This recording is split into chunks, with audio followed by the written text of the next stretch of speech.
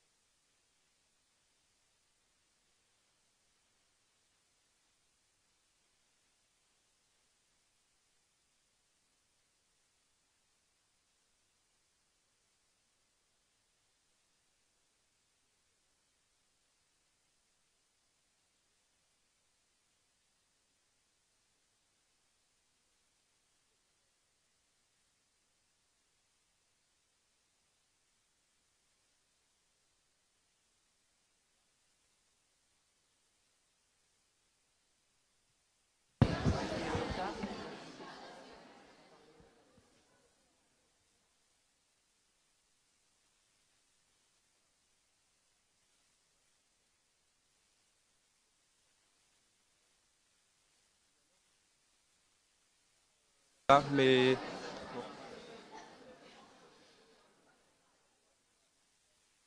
Bonjour à toutes, bonjour à tous. Bienvenue pour ce grand concours d'éloquence, la 2e édition qui a donc lieu cette année. Et aujourd'hui, vous êtes vraiment très nombreux à être très nombreuses à être venus pour supporter, encourager vos camarades. Et ça fait plaisir de voir qu'il y a de la solidarité parmi vous, parce que tous ceux et toutes celles qui ont travaillé, elles ont fourni un travail vraiment exceptionnel, et elles ont besoin et ils ont besoin d'encouragement. Donc bravo à chacun et chacune d'être venus aujourd'hui. Donc ce concours d'éloquence, c'est pas n'importe quoi. Les candidats, les candidates, on vous a pas demandé de nous expliquer pourquoi Coca était meilleur que Pepsi, ou pourquoi il fallait préférer les autruches aux guépards. On vous a demandé de réfléchir sur des sujets qui sont vraiment intéressants, qui ont un intérêt particulier vis-à-vis de la réflexion sociale, sociétale, et notamment vis-à-vis de tout ce qui va être des belles valeurs qui construisent notre pays, la tolérance, la solidarité, et puis aujourd'hui, en cette année, les Jeux Olympiques et les valeurs du sport. Je ne vais pas m'attarder très longtemps sur la présentation, parce qu'il y a beaucoup de gens qui doivent parler, et on a un programme assez serré à respecter. Donc je vais tout de suite laisser la parole à monsieur le vice-président du département en charge de la culture et du patrimoine, monsieur Patrick Mardikian, pour vous faire un discours d'introduction.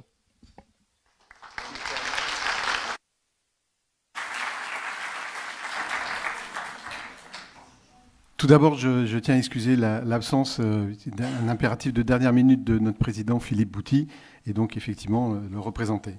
Madame la rectrice de l'Académie de Poitiers, Bénédicte Robert, chères mesdames les collègues Fabienne Godichaud et Nelly Vergès, vice-présidente du conseil départemental, monsieur le directeur des services départementaux de l'éducation nationale de la Charente, Thierry Clavry, mesdames et messieurs les membres de la communauté éducative, mesdames et messieurs les agents du département, mesdames et messieurs chers partenaires qui nous accompagnent dans ce beau projet, mesdames et messieurs, chers élèves et chers candidates.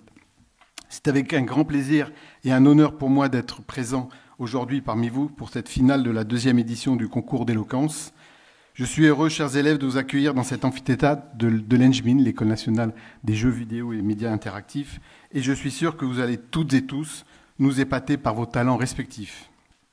Je ne vous cache pas que cette initiative me tient tout particulièrement à cœur et que j'ai hâte d'écouter chaque finaliste et d'assister au battle. Je tiens d'ores et déjà à féliciter les 6 finalistes dont le parcours est impressionnant. Ces finalistes, ils sont issus de 6 collèges différents et ils illustrent toute la diversité et toute la richesse de notre département. Champagne-Mouton, Saint-Amand-de-Boix, Jarnac, Coteau du Blanc-Zaquet, Jules Verne à Angoulême, Jules Michelet à Angoulême, les 6 finalistes. Avec mes collègues de la majorité départementale, nous avons fait de la jeunesse notre priorité. Déjà car il nous tient à cœur de donner à cette jeunesse les moyens de se construire, de s'épanouir et de s'émanciper. Ensuite, car cette jeunesse a la responsabilité de bâtir le monde de demain. Afin de lutter contre les déterminismes sociaux et territoriaux qui entachent trop souvent le parcours scolaire et l'orientation des élèves, nous avons souhaité mettre en place, dès notre arrivée à la tête du département et en partenariat avec l'Éducation nationale, les itinéraires éducatifs. L'accès à l'éducation équitable est un idéal dont nous devons tous nous faire pour se rapprocher. C'est aussi un combat du quotidien, car malheureusement, comme tout idéal, il n'est jamais acquis. C'est pourquoi le département de la Charente s'engage auprès de vous à bâtir le collège de 2030. Ce collège, nous le souhaitons le plus ouvert possible, un endroit où vous pouvez vous cultiver, vous ouvrir sur le monde et développer votre esprit critique afin de vous émanciper vers l'âge adulte. Ces itinéraires éducatifs, c'est donc l'occasion parfaite de diversifier son apprentissage et nous innovons chaque année pour le diversifier. C'est le cas avec la multiplication des orchestres au collège et je suis fier d'annoncer que l'école départementale de musique accompagne le projet d'ouverture d'un nouvel AOC au collège Antoine Delafont à Montmoreau-Saint-Cybard pour la rentrée 2024. Cette année, je suis fier de vous annoncer aussi la création de 2 nouveautés initiées dans le cadre du dialogue citoyen, à savoir une mobilisation pour lutter efficacement contre le harcèlement scolaire et la constitution du Conseil des jeunes Charente 2030, ouvert aux collégiens de la 5e et 4e. Bref, nous agissons concrètement pour vous. car vous êtes les acteurs principaux de ce concours. En tant que vice-président du conseil départemental, j'ai souvent, comme maintenant devant vous, à prendre la parole en public, devant des personnes très différentes, d'autres élus, des citoyens, des agents, des jeunes, des vieux, des Ukrainiens même. Alors, l'éloquence, la qualité de mon discours, ce que je dis, mais aussi comment je le dis, c'est une question que je me pose souvent. Car, vous l'avez compris, pour bien défendre nos idées, il faut bien les présenter.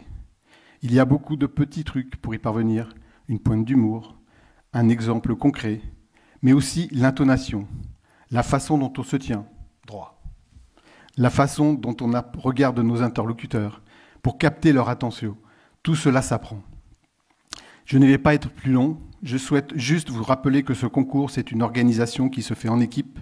Je souhaite donc remercier les chefs d'établissement et les professeurs qui vous ont accompagnés pour y participer, les agents du département, Marie Belair, Catherine Moreau, Marion Bernard, en particulier, qui œuvrent pour que ce concours soit proposé dans le cadre des itinéraires éducatifs, et vous, mesdames et messieurs, qui avez accepté de faire partie du jury.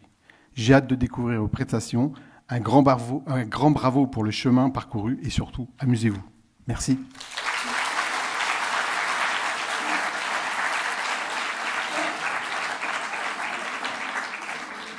Merci, Monsieur Mardikian. Je laisse désormais la parole à Monsieur Clavry, qui est directeur des services académiques, c'est ça? Service départemental. Services départementaux.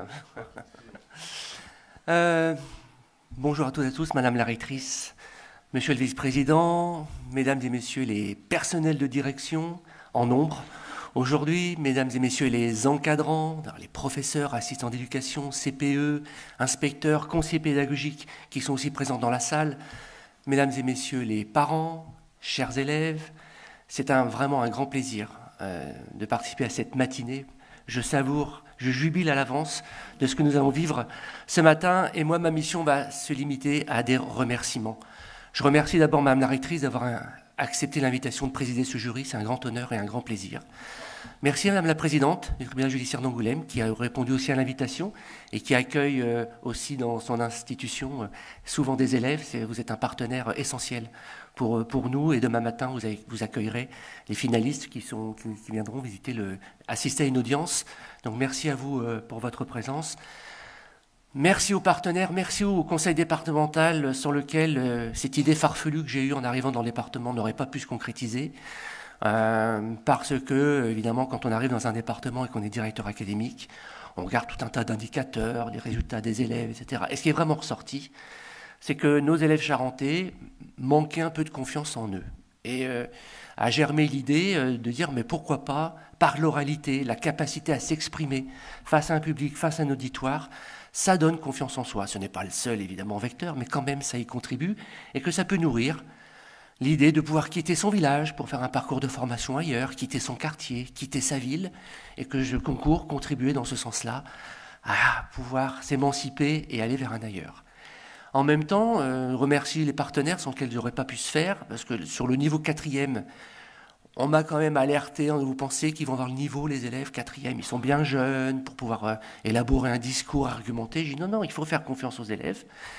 Et sur ce côté, sur ce point de vue, franchement, ça a dépassé largement mes espérances quand on voit le niveau, la qualité, la capacité des élèves, comme quoi faisons confiance aux élèves, faisons-leur confiance, soutenons-les, et quand on les motive, ils sont capables de ressources inédites, et je crois que ça sera l'occasion ce matin à nouveau de le découvrir.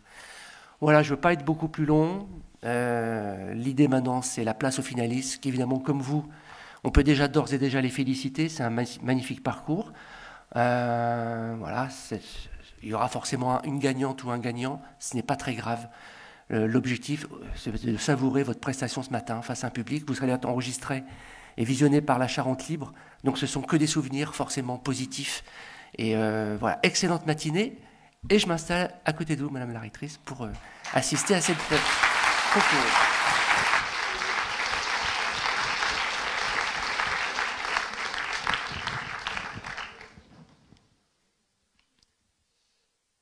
Merci, Monsieur Clavry. En effet, j'abonde dans votre sens.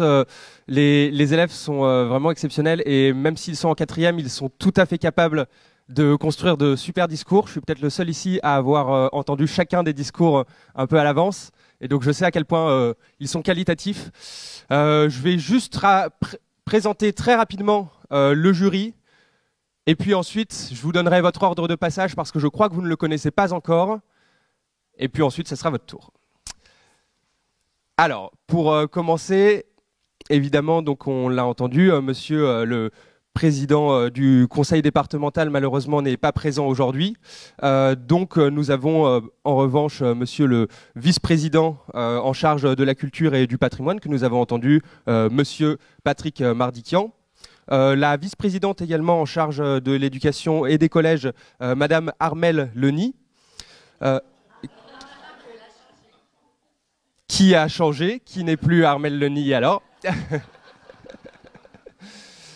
mais qui est a priori toujours vice-présidente en charge de l'éducation et des collèges. Eh ben, tant mieux alors. Il y a également le rédacteur en chef de la Charente Libre. J'espère que là j'aurai le bon nom. Qui est Armelle Leny. Oh mais non, mais c'est de ma faute en fait. C'est moi qui ne sais pas lire. Alors excusez-moi, l'éloquence c'est quelque chose, la lecture c'en est une autre.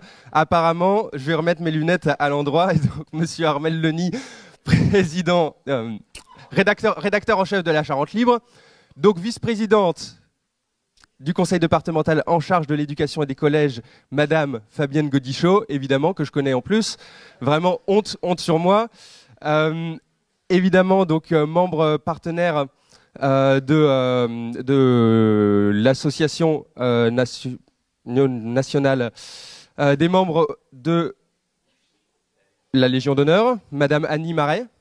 Non, c'est pas ça. L'acronyme était tellement long que je n'ai pas su le dire. Donc, membre partenaire de l'ANMO-MN, l'Ordre national du mérite. Autant pour moi. C'est un peu laborieux, je vous prie de m'excuser pour cette annonce du jury qui aurait pu être de meilleure qualité. En tout cas, j'espère que vos discours seront de meilleure qualité que mon annonce du jury. Membre partenaire de la MGEN, j'évite avec l'acronyme de me tromper sur les mots, monsieur Yves Quentin. Membre partenaire de la MAE, madame Élodie Bidou. Et le membre partenaire de l'Institut François Mitterrand, monsieur Jérôme Royer. Et pour finir, madame la rectrice de l'Académie de Poitiers, qui sera aujourd'hui présidente du jury, madame Bénédicte Robert. Donc on peut applaudir tous les membres du jury.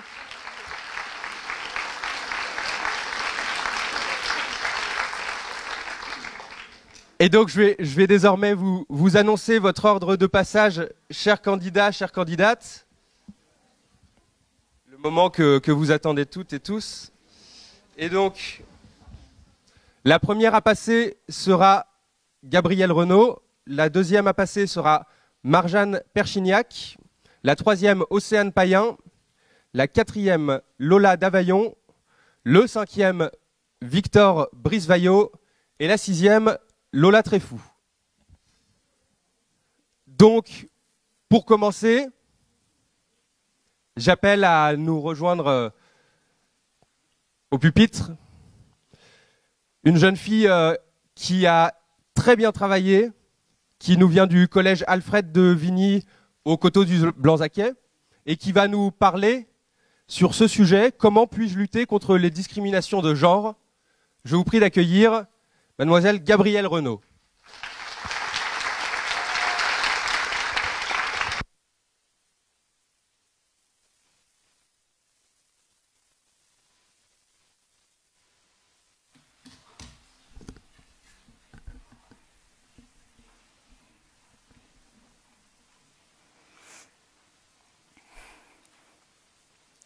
Bonjour à tous et à toutes. Je m'appelle Gabrielle Renaud et j'ai 14 ans. J'ai toujours aimé depuis petite m'exprimer sur des sujets tabous. J'ai donc à cœur de vous parler aujourd'hui de la lutte contre le sexisme. Car oui, il existe des discriminations, plus qu'on ne le croit. Depuis petite, ma couleur préférée est le bleu marine, car celle-ci me rappelle l'eau sur la plage pendant les couchers du soleil. Quand j'étais petite, on se moquait de moi. Mais le bleu, c'est pour les garçons. Pourquoi cette couleur serait-elle destinée qu'aux garçons? Je ne disais rien. Je me disais que plus tard, je changerais le monde pour que les filles puissent avoir comme couleur préférée le bleu. Savez-vous qu'aujourd'hui, en France, on compte 35 122 000 femmes et 32 901 000 hommes. Nous sommes en 2024 et pourtant, il existe encore beaucoup d'inégalités. Bien des femmes avant moi se sont révoltées et ont tenté de changer le monde, comme Clélie, en 507 avant Jésus-Christ, qui a fait preuve de courage contre le roi Porcena, Olympe de Gouges, qui a rédigé la Déclaration des droits de la femme et de la citoyenne en septembre 1791, Simone de Beauvoir en 1970, romancière et philosophe, etc. Je pourrais vous en citer tant d'autres. Comme celles qui ont combattu pour avoir le droit de vote en France. Oui, il a fallu attendre le 21 avril 1944 pour que toutes les femmes obtiennent le droit de vote ou puissent se présenter à une élection. Après plus de 150 ans de combat, je peux vous l'assurer, moi adulte, j'irai voter et m'engagerai pour mon pays. Faisons maintenant un voyage dans le temps. Pour nous transporter en 1967, la contraception est légalisée par la loi Neuwirth. 1974, elle est remboursée par la sécurité sociale. Depuis cette époque, les femmes peuvent elles-mêmes décider de leur sexualité. Une femme doit être libre de son corps. Si elle dit non, c'est non. Malgré cela, de nombreux hommes violent des femmes, sous prétexte que leurs tenues sont jugées trop provocatrices. Exemple, en 2013, l'exposition What Were You Wearing a été réalisée en Arkansas. On y retrouve les vêtements que portaient les victimes. Des vêtements indécents, jugés par vous-même. Un bikini, une robe rouge, un t-shirt avec un jean. Osons parler des violences sexuelles faites aux femmes. En 2021, 228 514 personnes, dont 196 769 femmes, soit 86% des victimes, subissent des tentatives de viol.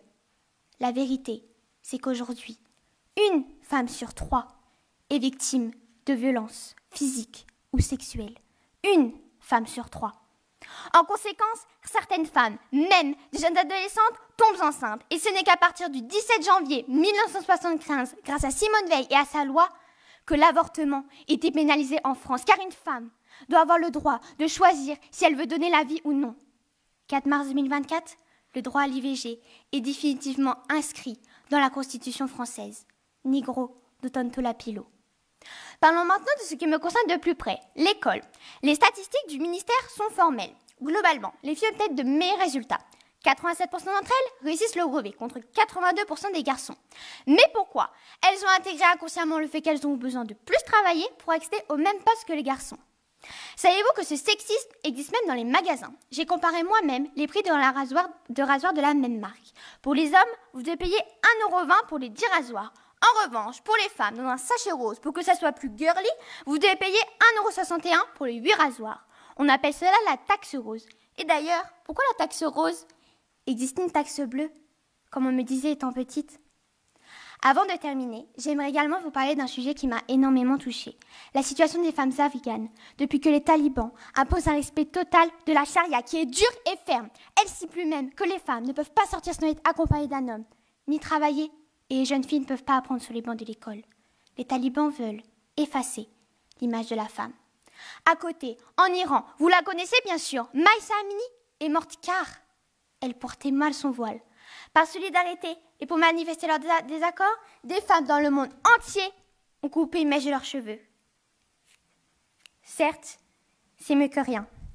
À notre époque, quand on parle de ces discriminations, on nous traite de féministes. Si le féminisme, c'est l'égalité des droits, alors je veux bien être féministe et lutter contre le sexisme. Pour conclure, nous, filles et femmes, pouvons nous féliciter, car le chemin vers la réussite a été et est difficile. Mais les avancées sont réelles. Alors, restons là, quelques instants.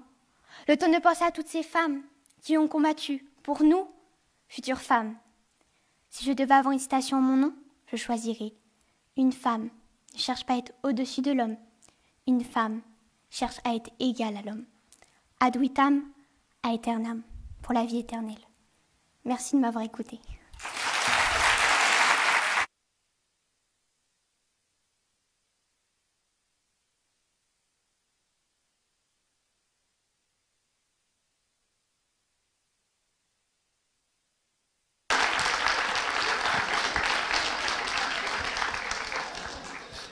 Merci. Merci Gabriel pour ce beau discours engagé. Merci Gabriel pour ce beau discours engagé. Puisque définitivement j'avais très mal fait mon annonce du jury, j'avais également oublié Madame qui est pensionnaire de la Légion d'honneur, Madame Pierrette Dubois, et je vous prie de m'en excuser.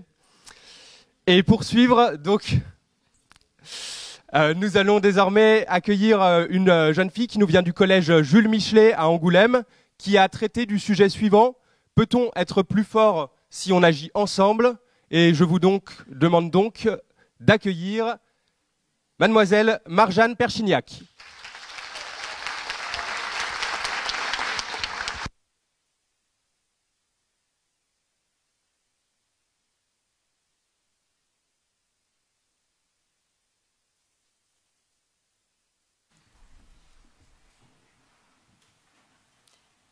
Un petit pas pour l'homme, un grand pas pour l'humanité. Neil Armstrong a prononcé ces mots en posant le pied sur la Lune. Mais il n'aurait jamais pu y aller tout seul sur la Lune. Simone Veil a légalisé le droit à l'avortement en France. Mais elle n'est pas seule à avoir lutté pour augmenter les droits des femmes. Alors peut-on être plus fort lorsqu'on agit ensemble? La réponse la plus logique, la plus évidente, et sûrement celle à laquelle vous avez toutes et tous pensé, c'est oui. Oui, bien sûr qu'ensemble on est plus fort. D'ailleurs, les exemples ne manquent pas. Robert Oppenheimer a réussi à accélérer la fin de la Seconde Guerre mondiale en mettant au point la bombe nucléaire. Mais ce n'est pas seul qu'il a détruit les villes d'Hiroshima et Nagasaki. Hitler est responsable du génocide des Juifs pendant la Seconde Guerre mondiale. Mais ce n'est pas seul qu'il a assassiné 6 millions de personnes. Alors on peut être plus fort ensemble, mais on peut aussi être plus terrible, voire carrément démoniaque. Et si on réfléchit par l'inverse, en étant seuls, ne serions-nous pas parfois plus efficaces? Moins ralentis? Mais ralentis par quoi? Par d'autres façons de voir les choses, par d'autres manières de décider? Ou ne serait-ce justement pas cela qui fait la force et l'intelligence de groupe?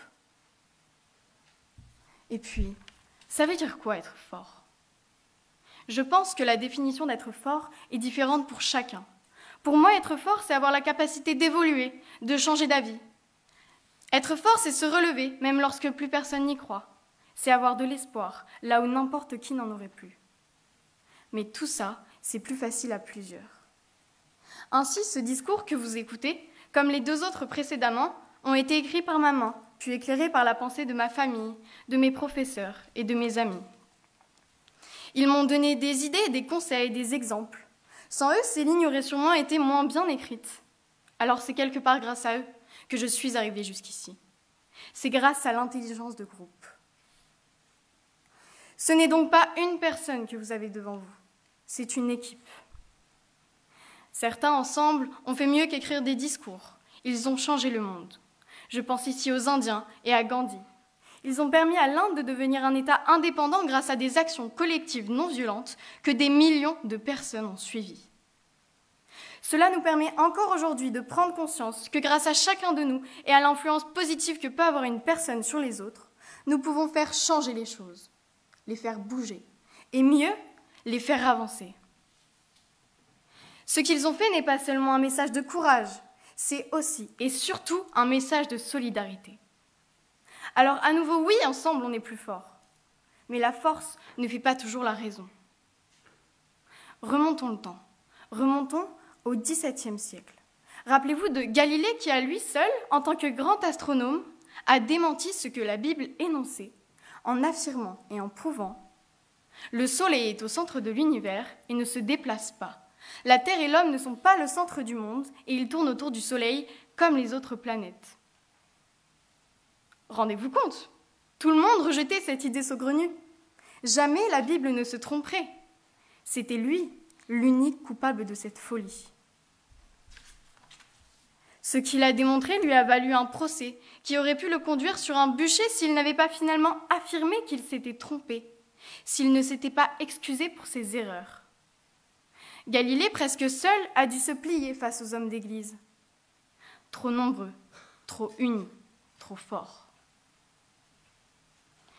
Aujourd'hui, dans le monde, nous devons lutter contre le harcèlement scolaire, quand certains se sentent forts parce qu'ils sont nombreux pour s'acharner sur quelques-uns. Nous devons lutter contre les rumeurs, les fausses informations. Depuis toujours, des croyances existent, qu'elles soient vraies ou fausses. Nombreux encore sont ceux qui croient au platisme, cette idée selon laquelle la Terre est plate. En France, il serait 6 millions. Aux États-Unis, bien plus encore. Cela nous prouve que ce n'est pas le nombre qui fait d'une croyance être vraie, ce n'est pas le nombre qui fait d'une action être intelligente. Si le nombre fait la force, il fait aussi la bêtise. Je pourrais continuer longtemps sur le fait qu'ensemble nous pouvons atteindre des sommets, déplacer des montagnes ou bien faire avancer des causes qui le méritent, comme celles que j'ai abordées durant mes précédents discours, telles que la liberté d'expression ou l'égalité des sexes. Ces causes, vous le savez, sont importantes et nous concernent tous dans notre monde aujourd'hui. Greta Thunberg ne va pas régler seule le dérèglement climatique. Emma Watson ne va pas mettre fin aux inégalités hommes-femmes toutes seules. Et le docteur Denis Mukwege ne soignera pas toutes les femmes victimes de viols de guerre. En revanche, ensemble, nous pouvons changer les mentalités par une prise de conscience globale pour que les perdants d'aujourd'hui soient les gagnants de demain, pour que les temps changent.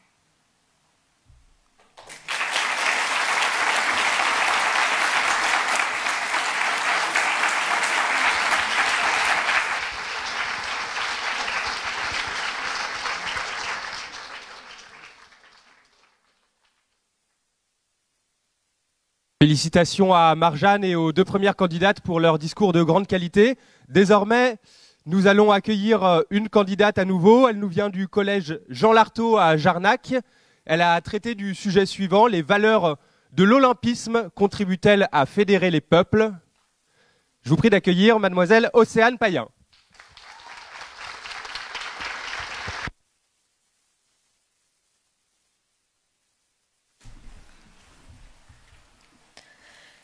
Situs, altus, fortus, communitaire. Plus haut, plus vite, plus fort, ensemble. Telle est la devise. Vous l'aurez sans doute reconnue, la devise des Jeux Olympiques. Ah, les Jeux Olympiques. Ce moment de partage, de solidarité à travers le sport. C'est ce moment convivial où les peuples se rassemblent sous les mêmes couleurs, celles du sport. Tous sont impatients, que ce soit chez les athlètes comme chez les spectateurs. Les rues sont en fête. Et partout dans le monde, on ne parle plus que de cela. Et cette flamme, c'est bien plus qu'une flamme. C'est un symbole qui nous relie à nos antiques racines. Voici l'image que je me fais des Jeux Olympiques. Mais tout le monde n'a pas la même vision.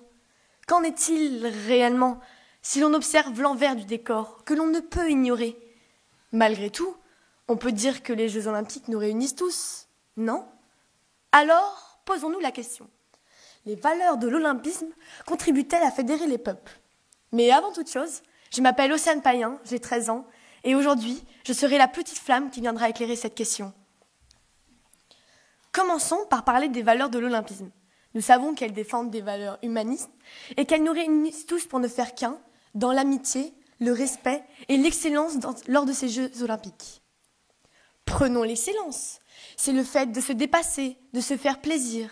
Pour certaines nations, c'est aussi un moyen de se mettre en valeur, comme la Jamaïque, ce petit pays qui, à l'occasion, grâce à sa détermination et ses athlètes, se retrouve sur les devants de la scène avec de nombreuses médailles. C'est bien ce que nous dit notre devise: plus haut, plus vite, plus fort, ensemble. Et le respect. Cela nous paraît évident de faire preuve de tolérance au-delà de nos différences. L'olympisme est la vitrine de la lutte contre les discriminations. Les exemples sont nombreux et en pleine évolution, ne serait-ce que les Jeux paralympiques qui me tiennent particulièrement à cœur. Ils sont mis à l'honneur dans les médias et encouragent les personnes handicapées à croire en elles. Autre exemple, pour Paris 2024, il y aura autant d'athlètes femmes que d'athlètes hommes. Le respect passe aussi par le fair play, dans le jeu et dans la compétition. On voit des athlètes de pays différents s'aider ou se féliciter. L'amitié est aussi une valeur fondamentale. L'amitié permet de surmonter les barrières en encourageant les individus à passer outre leurs différences. Elle permet des actes de solidarité, de paix et la compréhension de l'autre. Mais aussi, j'en conviens, les Jeux Olympiques ne sont pas tout roses. Ils cachent aussi une partie bien sombre. Faisons ensemble un bond dans l'histoire pour voir que les haines entre les peuples peuvent ternir un tel événement. Nous sommes le 5 septembre 1972. Les JO de Munich se passent pour le mieux. Soudain, un événement se produit. 11 athlètes israéliens sont pris en otage par un commando palestinien. Résultat, 17 morts, dont tous les athlètes israéliens. Le lendemain, tout le monde est habillé de noir. Le silence seul règne sur le stade de Munich, à la mémoire des athlètes. Donc, on voit bien que le politique a joué les troubles faits et a fissuré l'image de l'unité des peuples. On peut aussi déplorer l'inégalité face à l'organisation et à la participation de tous les athlètes. Certaines nations n'ont pas l'argent ni les infrastructures pour organiser ou faire participer des athlètes professionnels. Or, les minima imposés ne leur permettent pas de présenter de nombreux athlètes. Pour conclure, les valeurs de l'olympisme ont pour but de gommer toutes les frontières. À l'heure où le monde et l'Europe connaissent des drames, la flamme olympique a brillé sur notre territoire. Message de paix, symbole de l'amitié des peuples. Elle a rayonné sur notre territoire de la Charente. Merci pour ce souvenir. J'y étais. Nous y étions pour célébrer des valeurs. L'amitié, le respect, l'engagement, le partage. Construisons autour de cet événement une citoyenneté engagée. Ayons le goût du collectif, des règles communes. Ayons l'audace. Plus haut, plus vite, plus fort. Je vous remercie.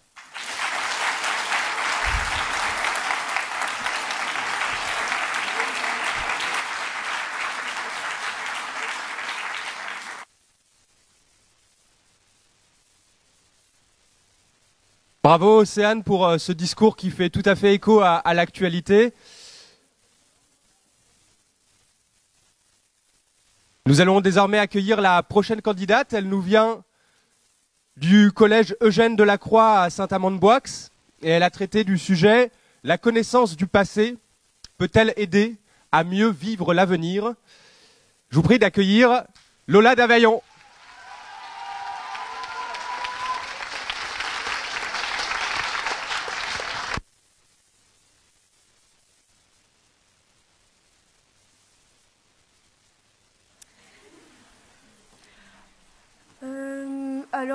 Bonjour, je m'appelle Lola Davaillon au collège de Saint-Amand-de-Boix et mon thème c'est est-ce que la connaissance du passé peut-elle aider à vivre l'avenir?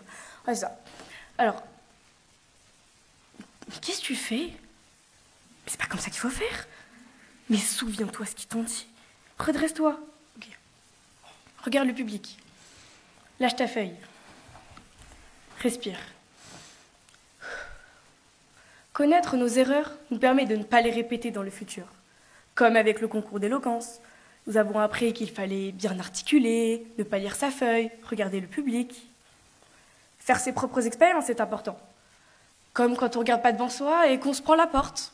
Et après on regarde devant soi. Écouter les expériences de nos parents. Et puis quand ils nous disent que le feu ça brûle, donc il ne faut pas toucher. Connaître ses racines est essentiel. L'important, c'est de savoir d'où l'on vient pour savoir où l'on va. Ou comme a dit Simone Veil, un peuple pour vivre doit toujours connaître son passé, le juger, l'assumer. Si nous ne connaissions pas notre passé, nous serions incapables d'anticiper les choses.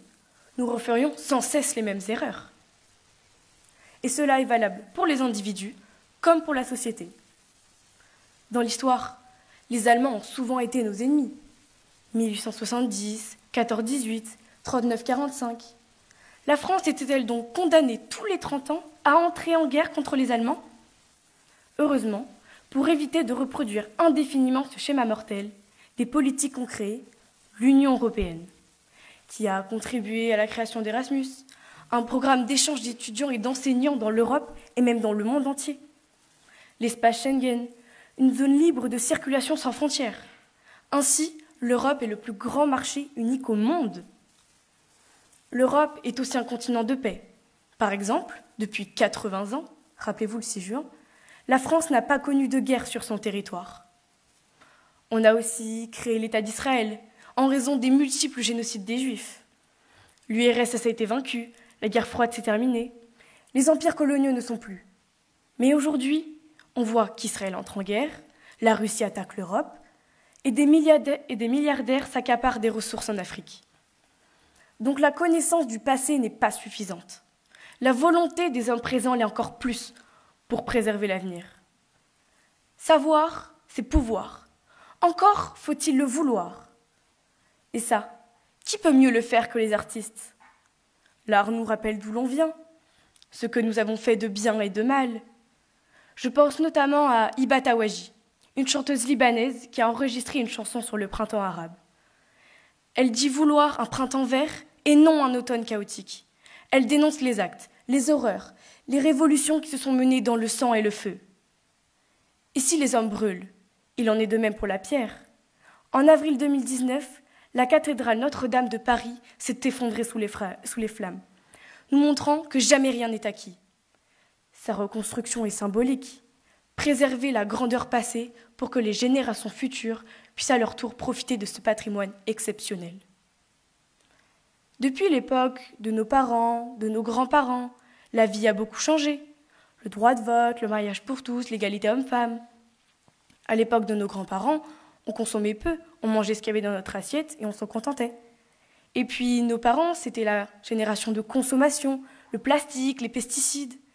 Aujourd'hui, on prend conscience que c'est mal pour la planète. Alors on fait attention au recyclage, l'électricité verte, la consommation d'eau. Donc il y a beaucoup de progrès, mais il y a encore tellement de choses à changer. Alors, pour écrire l'avenir, il faut avoir lu le passé et commencer à l'écrire au présent.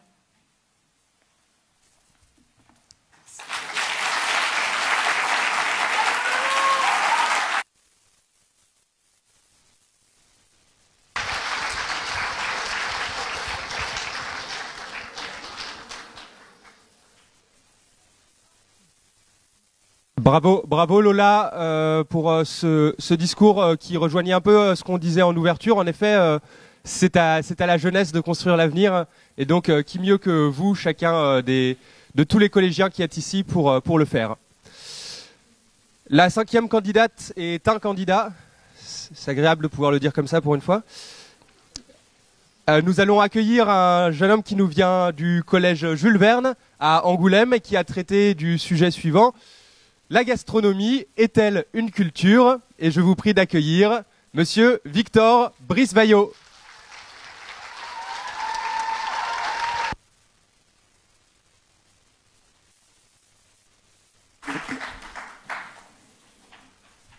Je mange, donc je suis. Ma culture est-elle liée à ma gastronomie? Pour répondre à cette question, interrogeons-nous d'abord sur ce qu'est la gastronomie. La gastronomie, c'est un art. Vous vous demandez sûrement comment puis-je l'affirmer? Eh bien, l'art tend avant tout à transmettre des émotions. N'êtes-vous jamais tombé sur une œuvre d'art qui, sans que vous sachiez pourquoi, vous attire et vous plonge dans un état de contemplation? N'êtes-vous jamais tombé sur une œuvre d'art à la réalisation pourtant complexe, mais sans intérêt pour vous? Eh bien, tout cela, c'est la définition même de la gastronomie. Vous me direz sûrement que je ne réponds pas à la question. Eh bien, mesdames et messieurs, c'est vrai, mais ce raisonnement prend tout son sens quand on comprend que l'art est étroitement lié à la culture. Quand on dit art africain, en général, nous pensons tout de suite aux motifs colorés. De même que quand on dit art asiatique, nous pensons généralement à l'architecture de la Chine ou du Japon, ou à leur estampe comme la célèbre vague d'Okuzai. Moi, quand on dit art asiatique, je pense à sa gastronomie et à un de ses plats les plus délicieux, le canard laqué. Imaginez un canard à la chair tendre et légère, recouvert d'une croûte croustillante et brillante, donnant l'impression qu'il est laqué, d'où son nom. Donc, pour résumer, si l'art devient culture et que la gastronomie est un art, alors la gastronomie est une culture. Nous associons tous des aliments à des pays. Par exemple, le plat le plus emblématique de l'Espagne, c'est sûrement la paella. On associe le pudding à l'Angleterre et les sushis au Japon. Et bien sûr, l'aliment qui représente le plus la France, c'est la baguette de pain. Continuons sur l'exemple de la France. Chacune de ces régions a aussi ses spécialités. La crêpe salée pour la Bretagne, la charcuterie pour la Corse, les choucroutes pour l'Alsace et la réputée cornuelle pour la Charente. D'ailleurs, savez-vous que le repas gastronomique français et rentré au patrimoine immatériel de l'UNESCO en 2010. Mais la gastronomie n'est pas une culture qui se résume aux nationalités, car nous avons tous une culture intérieure qui nous différencie les uns des autres. Ce sont nos habitudes de vie, nos goûts, nos passions, nos moyens, et plein d'autres critères qui déterminent notre culture et donc notre gastronomie. Moi, par exemple, j'ai beau vivre en Charente, les cornuelles ne sont pas à mon goût. Je préfère les gros gâteaux gourmands. Des couches de génoise à la myrtille, empilées en alternant avec de la confiture de fruits rouges, le tout recouvert d'un glaçage sucré et de fruits de la forêt. Et à travers les fruits de la forêt, je vois le potager de mon enfance. Je vois la bouche rouge de mon frère criant « Je n'en ai pas mangé !» Et je vous vois, vous, mesdames et messieurs, repenser au dessert de votre enfance. En Chine, tout le monde n'aime pas le riz de la même manière. Certains l'aiment quand il est gluant, d'autres quand il est sec. D'autres encore l'aiment épicé et certains n'aiment pas le riz. Alors, je vous pose la question, ne devrions-nous pas dire les gastronomies ? Oui, ces gastronomies ont de tout temps occupé une place de choix dans toutes les civilisations de toutes les époques. Prenez par exemple la Grèce antique. Dans sa mythologie, Zeus, encore enfant, avec ses premiers pouvoirs, crée la corne d'abondance, une corne magique capable de faire apparaître une quantité illimitée des mets les plus divins. Toujours dans la mythologie grecque, mais plus précisément dans l'Odyssée, Circé, une redoutable magicienne, prépare l'intention des compagnons d'Ulysse des plats si délicieux que, enivrés par ces senteurs exquises, ils en mangent sans se douter de rien et se retrouvent transformés en cochons. En une phrase, les gastronomies ont été représentatives depuis tout temps de l'idéal de vie de chacun. Ainsi, les gastronomies peuvent être à l'échelle d'un pays autant qu'à l'échelle d'une seule personne. Mais il existe aussi une troisième gastronomie, la gastronomie des mots. En voici une recette. Prenez quelques idées, mélangez-les avec une cuillère de bonne tournure, agrémentez de quelques métaphores et attendez que les idées prennent forme. Puis, remuez de nouveau en ajoutant une pincée d'émotion, incorporez avec délicatesse votre conviction, saupoudrez avec modération des copeaux de silence, vous obtenez ainsi l'éloquence. Alors, pensez-vous maintenant que la gastronomie est une culture ? Moi, mesdames et messieurs, je ne le pense pas. Je l'affirme. Merci de m'avoir écouté.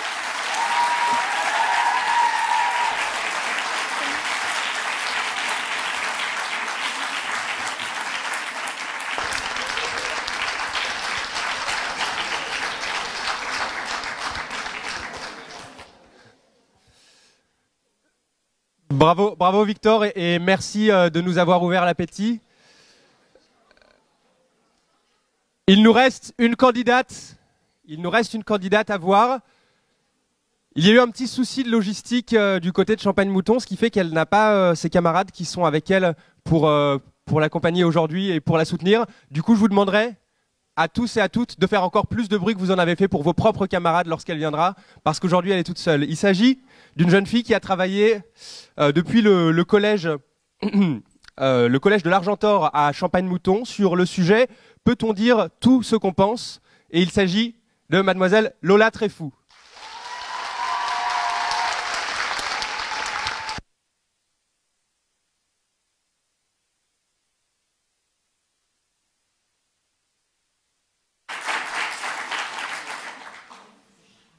Mesdames, messieurs, chers camarades, la peur, c'est ce que je ressens là, en ce moment. La peur d'être devant un auditoire, la peur d'être devant vous, la peur de me tromper, de paniquer, d'avoir un trou de mémoire, de buter sur les mots, de finalement ne pas être compréhensible. Tout cela, je ne peux pas vous le dire, sinon je risque de perdre ce concours. Et pourtant, c'est la question qu'aujourd'hui je me pose. Peut-on dire tout ce que l'on pense ? Oui, dans un pays démocratique. Je me tiens devant vous, je peux vous parler librement de mes pensées, de mes opinions, de mes croyances. Et cela grâce à quoi ? La liberté d'expression. Une liberté fondamentale proclamée en 1789 et arrachée après de nombreux combats. Des combats qui continuent. Cette liberté n'est pas acquise partout dans le monde. comme la Russie avec des opposants politiques jetés en prison et empoisonnés, en Iran où les femmes qui souhaitent enlever leur voile sont incarcérées. Cette liberté d'expression, il faut la chérir, la protéger et la défendre. Je pense à lui. Lui qui cherchait à enseigner cette liberté à ses élèves. Lui qui a été assassiné. Je pense à Samuel Paty. Je pense aussi à tous ceux qui défendent cette liberté, parfois en payant le prix le plus fort. Des journalistes cherchant la vérité, les hommes politiques défendant des valeurs, les juges et les forces de l'ordre qui s'assurent que cette liberté soit protégée. Mais nous aussi, vous et moi lorsque je vote aux élections de délégués, vous lorsque vous avez voté aux élections européennes dimanche, vous avez exercé ce droit. Mais un droit s'accompagne toujours d'un devoir. Peut-on dire tout ce que l'on pense? Non, on ne peut pas tout dire. Depuis que je suis toute petite, on m'a appris à ne pas dire que le monsieur a un gros nez. On m'a appris à ne pas me moquer des bégaiements, des personnes petites ou trop grandes, avec pas assez ou avec trop de formes, finalement différentes. Parfois, dire la vérité, cela peut faire mal, cela peut blesser, cela peut choquer et même insulter. Mais les insultes, la plupart du temps, ce n'est pas la vérité, c'est la haine. Et cela prend une ampleur plus importante encore sur les réseaux sociaux et Internet. Par exemple, Eve Gilles, actuelle Miss France, est harcelée à cause de sa coupe de cheveux. Une coupe de cheveux, adoptée par une partie d'entre nous. Les cheveux courts, quel scandale des cheveux courts! C'est pour cela que des lois encadrent cette liberté d'expression. Et pourtant, le combat est encore long, car chaque jour, y compris dans mon collège, j'entends, je lis des gens qui hurlent ce qu'ils pensent, alors qu'il ferait mieux de se taire.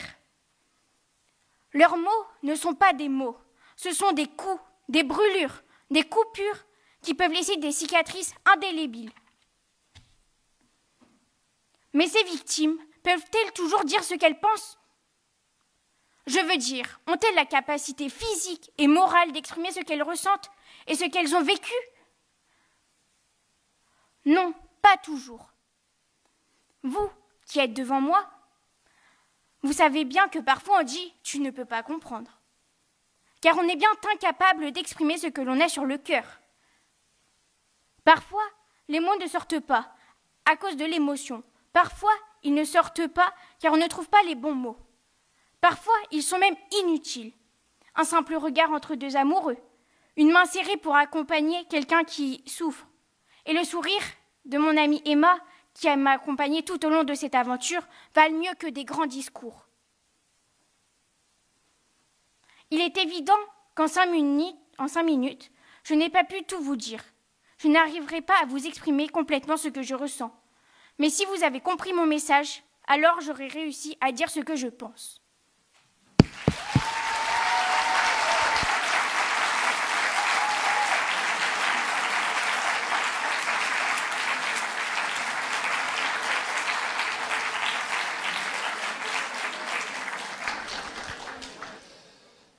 Bravo Lola pour ton courage et la liberté dont tu as fait preuve dans ton texte et dans ton discours.